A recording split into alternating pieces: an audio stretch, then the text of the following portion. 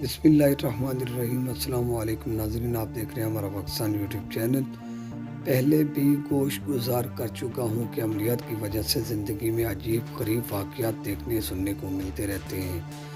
کچھ عرصہ پہلے کی بات ہے، مجھے ایک جاننے والے کی کال آئی تھی کہ میرے بیٹے جس کی منگنی کچھ دن پہلے ساتھ والے شہر کی ہے نے آپ کا ذکر اپنے سسرال میں کیا تھا، تو ان کے گھر کوئی مسئلہ ہے تو میں آپ کو لے کر جانا چاہتا ہوں۔ تو میں نے جانے کی حامی بھر لی۔ اگلے دن صبح وقت مقررہ وقت پر وہ گاڑی لے کر آ گئے۔ میں تیار بیٹھا تھا۔ اللہ کا نام لے کر ہم نے اپنا سفر شروع کر دیا۔ سفر شروع ہوتے ہی حال احوال کے بعد وہ کہنے لگے کہ مسئلہ یہ ہے کہ میری بہو کی بڑی بہن ہے، کافی سالوں سے اسے آسیب ہے، اسی کے لیے ہم جا رہے ہیں۔ میں نے ان سے پوچھا کہ اسے آسیب ہی ہے، یہ آپ کیسے جانتے ہیں؟ تو وہ بولے کہ نہ تو وہ کھانا کھاتی ہے، نہ کسی کو ملتی ہے، الگ اپنے کمرے میں خود کو بند کر رکھتی ہے۔ خیر، باتیں سن کر مجھے ایسا کچھ نہیں لگ رہا تھا کہ مریضہ آسیب کا شکار ہو۔ اکثر ایسا ہوتا ہے کہ مریض جان بوجھ کر گھر والوں کو تنگ کرتے رہتے ہیں۔ میرا وقت برباد کرنے کا شکریہ، آپ کے مریض کو ایسا کچھ نہیں۔ خیر، باتیں کرتے کرتے ہم ساتھ والے شہر پہنچ گئے۔ تھوڑی دیر تک ہم ایک بڑی کوٹھی کے گیٹ پر تھے۔ ہارن کی آواز سن کر دروازہ کھولا گیا۔ پورچ میں ہم اترے تو ہمارا استقبال ایک بالغ سفید داڑھی والے بزرگ نے کیا۔ ڈرائنگ روم میں پہنچے تو 2-3 اور گھر کے افراد آ ملے اور ہمارے ساتھ ہی بیٹھ گئے۔ چائے اور ناشتہ آ گیا۔ اس سے فارغ ہو کر وہی بزرگ بولے کہ آپ کو تکلیف اس لیے دی ہے کہ میری پوتی، جو کہ بہت ہی ذہین تھی، بچپن سے ہر کلاس میں پہلی دوسری پوزیشن لیتی آئی ہے، اس کی ذہانت اور شوق کی وجہ سے اسے میڈیکل میں داخلہ دلوایا۔ وہ بہت خوش تھی اور اگلے دل لگا کر پڑھ رہی تھی۔ میڈیکل کے تیسرے سال اسے چند دن کی چھٹیاں تھیں۔ وہ بہت خوش واپس آئی تھی، مگر چند دن گزرنے کے بعد آہستہ آہستہ ہم اس سب کو محسوس کیا کہ وہ خاموش رہنے لگ گئی۔ اسے اتنا میں بچی کا والد بولا۔ میں نے اس کی ماں سے کہا کہ تم اس سے پوچھو کیا مسئلہ ہے۔ بہت پوچھا مگر اس کا ایک ہی جواب ملا، کچھ نہیں۔ بچی نے خود کو کمرے تک محصور کر لیا۔ کھانے کا کہا جاتا تو کھا لیتی، نہ کہیں تو نہ کھاتی۔ رات کو اگر اس کے کمرے میں کوئی جاتا تو اس کو جاگتے پاتا۔ چھٹی کے آخری دن اس نے پڑھنے سے انکار کر دیا۔ اس کی کیفیت دیکھتے ہوئے ہم نے زبردستی نہ کی۔ فیملی ڈاکٹر سے ٹائم لیا گیا۔ اس نے نفسیاتی معالج جانے کا مشورہ دیا۔ نفسیاتی معالج نے کچھ سوال کیے۔ بچی نے بس ایک ہی جواب دیا کہ میرا دل نہیں لگتا۔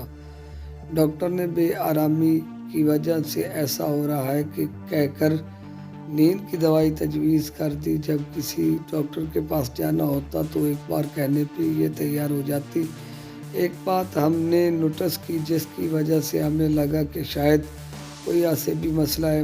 جب بھی اس کے کمرے میں کوئی جاتا، اس کو کپڑوں کی الماری جو کہ لکڑی کی ہے اس کی دیکھ کر ہنستا پاتا، مگر آنے والے کو کچھ دیکھ کر خاموش ہو جاتی۔ اس لیے ہمارے پیر صاحب کی وفات کے بعد جو ان کے خلیفہ ہیں، ان کو بلوایا گیا۔ انہوں نے یہ کہہ کر اس پہ جادو ہے کچھ تعویذ دی اور چلے گئے۔ اس کے بعد کچھ کافی سارے امول بلوائے گئے، سب نے یہ کہا اس پر جادو ہے، اس لیے ایسا کر رہی ہے۔ جب سے یہ تعویذوں سے علاج شروع کیا، اس نے بالکل ہی کمرے میں خود کو بند کر دیا ہے۔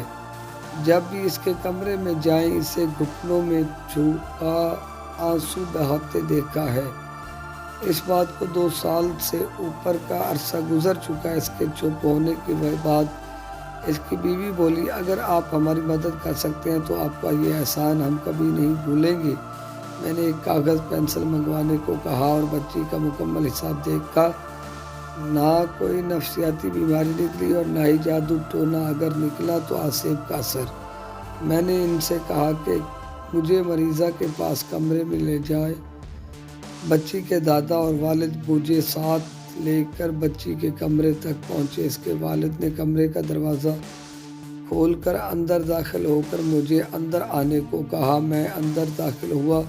میری نظر بیڈ پر گھٹنوں میں منہ چھپائے بیٹھی لڑکی پر پڑی۔ میں نے سلام کیا تو لڑکی نے منہ اوپر اٹھا کر میری طرف دیکھ کر سلام کا جواب دیا اور سیدھی ہو کر بیٹھ گئی۔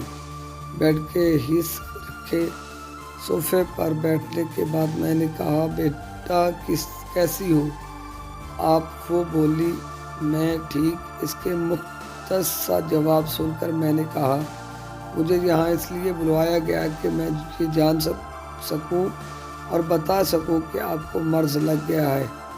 2 سال سے آپ نے خود کو الگ تھلگ کر لیا ہے، پڑھائی بھی چھوڑ دی ہے، سب آپ کی وجہ سے پریشان ہیں اور مجھے تو لگتا ہے کہ آپ خود پریشان اور اداس ہیں۔ وہ بولی، انکل آپ نہیں جان سکتے کہ میں کیوں پریشان ہوں اور نہ ہی آپ میری اداسی کی وجہ جان سکتے ہیں۔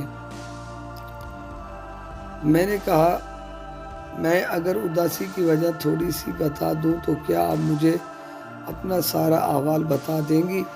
اس نے کہا، جی بتا دوں گی۔ لڑکی کے والد اور دادا دونوں خاموش بیٹھے گفتگو سن رہے تھے۔ لڑکی میری طرف سوالیہ نگاہوں سے دیکھ رہی تھی۔ میں نے کہا کہ نہ تو آپ کو کوئی نفسیاتی مسئلہ ہے اور نہ ہی تعویذ۔ مسئلہ یہ ہے کہ آپ نے کسی ایسی مخلوق کو دیکھ لیا ہے جو بھلائی نہیں پا جا رہی۔ میری بات سنتے ہی لڑکی چونک گئی اور رونے لگی اور میں نے اسے کہا کہ میں اس وقت ہی کچھ کر سکتا ہوں جب تک مجھے ساری بات کا پتہ چلے گا۔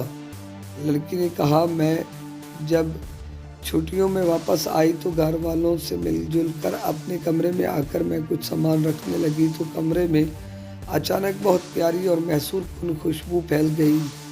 میں حیران ہو گئی کہ یہ خوشبو کہاں سے آ رہی ہے۔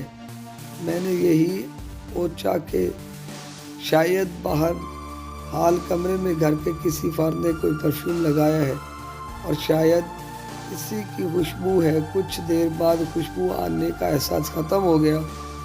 میں نے شاور لیا اور کچھ دیر سونے کی کوشش کرنے لگی۔ آنکھیں بند کیے کچھ ہی دیر گزری ہوگی کہ مجھے احساس ہوا کہ کمرے میں کوئی مجھے دیکھ رہا ہے۔ میں نے آنکھیں کھول کر دیکھا، کوئی نہ تھا۔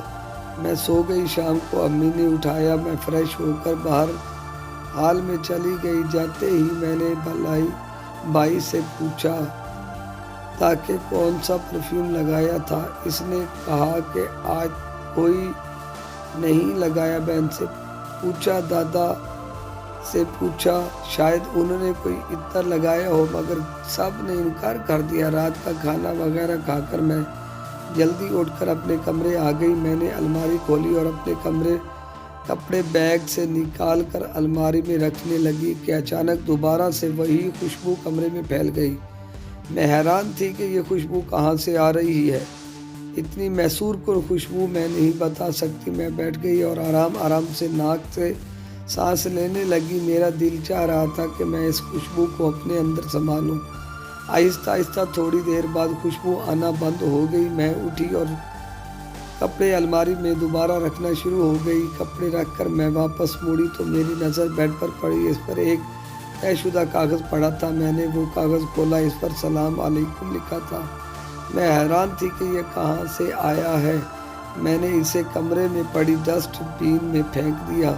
کچھ دیر مصروف رہنے کے بعد میں سو گئی۔ رات کے کسی پہر میری آنکھ کھل گئی۔ میں نے کروٹ بدلی اور کروٹ بدلتے ہی میرا ہاتھ ایک کاغذ پر پڑا۔ میں نے اٹھ کر لائٹ جلائی، کاغذ کھولا۔ اس پر یہ لکھا تھا، آپ نے سلام کا جواب بھی نہیں دیا اور اسے ردی سمجھ کر پھینک بھی دیا۔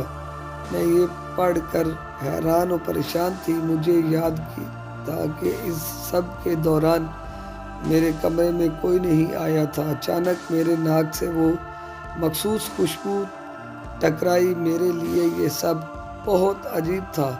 اچانک میری نظر میرے پاؤں کے پاس پڑی، ایک اور کاغذ پر پڑی۔ میں نے وہ اٹھایا۔ اس پر لکھا تھا، یہ سب آپ کے لیے پریشان کن ہے مگر میں آپ سے بات کرنا چاہتا ہوں۔ مجھے آپ اچھی لگتی ہیں۔ میری حیرانی اس تجسس میں تبدیل ہو گئی۔ मेरी जगह और कोई होता तो शायद कब का कमरे से डर कर भाग चुका होता, मगर वो खुशबू ऐसे मेरे दिलो दिमाग को महसूस कर रही थी, मुझे खौफ का एहसास तक न था। मैंने कहा, आप कौन हैं? मेरा इतना कहना था कि एक कागज़ मेरी झोली में आ गिरा। इस पे लिखा था, आपका खादिम। मैंने कहा, मेरे सामने आओ। एक और कागज़ मेरी झोली में आकर गिरा जिस पे लिखा था, नहीं आ सकता। मुख्तसर ये कि मेरी और इसकी बकिया सारी रात इसी तरह बातें होती रही। इसका कहना था कि वो एक जिन है और इसे मेरी आंखें और बाल बहुत प्यारे लगते हैं। जब सुबह हुई तो वो ये कहकर चला गया, जल्दी वापस आता हूँ। वो चला गया, साथ ही खुशबू भी, और मुझे यूँ लगा जैसे मैं अकेली रह गई हूँ। फिर वो 2 दिन नहीं आया। मैं इन 2 दिनों बहुत परेशान बेचैन रही। मुझे कुछ अच्छा ना लगता था। जब 2 दिन बाद मेरे कमरे में खुशबू फैली तो मुझे यूँ लगा जैसे मुझे कुल कायनात की खुशियाँ मिल गई। मैं जब भी बोलती, जो सवाल करती, इससे जवाब मुझे कागज़ पे लिखा मिल जाता। मेरी एक ही तकरार होती कि मैं आपको देखना चाहती हूँ, और इनका एक ही जवाब कि ऐसा मुमकिन नहीं। मैं इस दौरान कमरे तक महदूद रह गई। जब वो मौजूद होते मैं कमरे को बंद कर देती, जब वो चले जाते मैं इनकी बातों और याद में खोई रहती। जब इनका कोई कागज़ मुझे मिलता, इससे पहले वाला कागज़ गायब हो जाता। एक दिन मुझे कागज़ पे लिखा मिला कि तुम्हारे घर वालों ने तुम्हारे कमरे तक महदूद कर दिया। जाने की परेशानी थी और वो तुम्हें डॉक्टर के पास ले जाना चाह रहे हैं। वो तुम्हारा जो इलाज करवाएं, खामोशी से करवा लेना। मैंने हामी भर ली। एक दिन मैंने इनसे कहा कि आप मेरी कसम मेरे सामने आए। मुझे जवाब मिला कि अगर मैंने ऐसा किया तो 2 मुश्किलें बन जाएंगी। मेरे ख़ानदान वालों को पता चल जाए या मैं आपके सामने ज़ाहिर हुआ हूँ, मेरे लिए पाबंदियाँ बढ़ जाएंगी, और दूसरी मुश्किल यूँ, आप मुझे कभी भूल नहीं सकती, मगर मुझे देख लिया तो कभी नहीं भूल पाएंगी। ये जवाब पढ़कर मैंने समझ लिया, मगर मैं समझ ना सकी। मैं अपनी बात पे अड़ी रही। हार मानते हुए उन्होंने कहा, आंखें बंद करो। मैंने खुशी से आंखें बंद कर ली। मेरे कानों में एक इंतहाई दबदबे वाली भरी भरी आवाज़ आई कि आंखें खोलें। मैंने धड़कते दिल से आंखें खोली। मेरी आंखें खुली रह गई। मेरा दिल चाह रहा था कि वक्त रुक जाए और ये लम्हा कैद हो जाए। इतनी खूबसूरत शक्ल मैंने ज़िंदगी में नहीं देखी। मैं बयान करने से कासिर हूँ। इसी लम्हे कुछ अजीब सा हुआ। मेरे कमरे में धुआं भरना शुरू हो गया। मैंने इनके चेहरे पे बेहद परेशानी देखी और अचानक वो मेरी नज़रों से गायब हो गए। मैं परेशानी और अफसुर्दगी से इधर उधर देखने लगी, मगर वो जा चुके थे। धुआं भी अचानक से गायब हो गया। इस वाक़े के कई दिन बाद तक मेरा राब्ता ना हुआ। मेरी मानो जैसे दुनिया लुट गई। मैंने खुद को कमरे में बिल्कुल बंद कर दिया। मैं अपनी नादानी पे सारा दिन रोती रही। मैंने घर वालों को कॉलेज जाने से मना कर दिया। कई हफ्ते गुजर गए। एक रात मैं बैठी रो रही थी कि अचानक इनकी आमद की खुशबू का एहसास हुआ। मैं चौंक कर खुशी से इधर उधर देखने लगी। मुझे खुशबू आ रही थी। मैं इनका नाम पुकारने लगी, मगर मुझे कोई जवाब नहीं मिल रहा था। कई मिनट गुजर गए। अब मेरी खुशी बेचैनी और परेशानी में बदल चुकी थी। मैं काफ़ी देर इनका नाम लेकर पुकारती रही, मगर जवाब ना मिला। अब अचानक खुशबू का एहसास आना कम हो गया। खुशबू आती रही, मगर बहुत कम। अचानक मेरी नज़र बेड के साइड टेबल पर पड़ी। वहाँ एक कागज़ का टुकड़ा पड़ा था। मैंने जल्दी से इसे उठाकर खोला। इस पे लिखा था, मैंने आपसे कहा था कि आपके सामने आने से मेरे लिए परेशानियां बढ़ जाएंगी।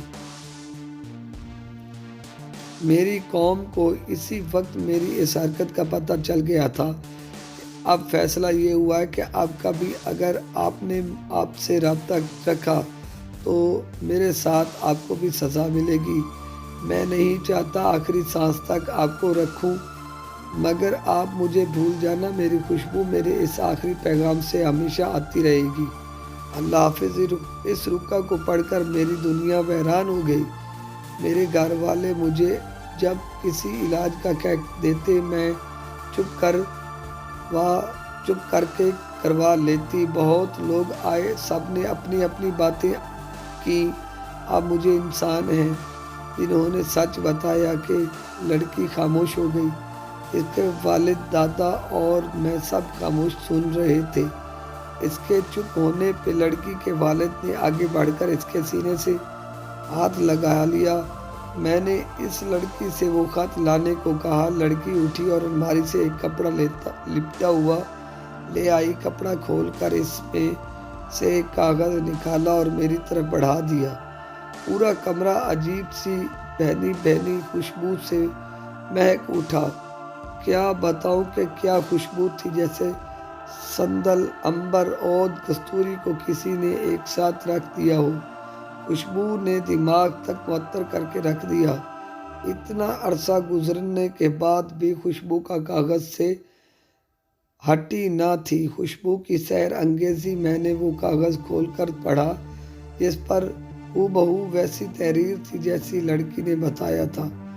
میں نے خط پڑھ کر کاغذ واپس لڑکی کو دیا اور کہا کہ اس مسئلے کا ایک ہی حل ہے کہ یہ واقعہ آپ کو بس اتنا ہی یاد رہ جائے جیسے بچپن کی ایک حسین یاد، اور آپ ویسے ہی نارمل زندگی کی طرف لوٹ آئیں۔ مختصر یہ کہ کچھ دن اس بچی کا روحانی علاج کیا گیا۔